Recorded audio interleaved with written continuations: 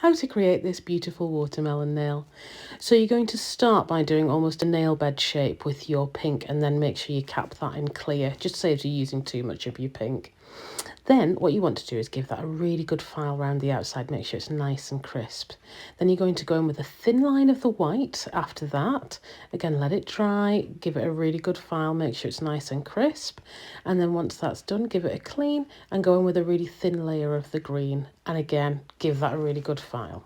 Once you've done that, give it a cleanse and then paint on some green gel polish and just fade that down the nail.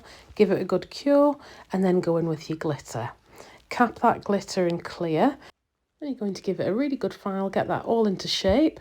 Next, go in with your matte top coat and cure that fully. Then you're going to go in with your watermelon seeds, cure it, matte top coat again and cure that.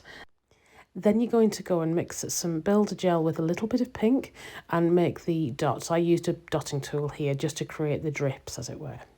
Then I mixed another little bit of top coat with the pink and I paint over that just to make sure it's all nice and sealed. I hope that helps. Any questions, let me know in the comments.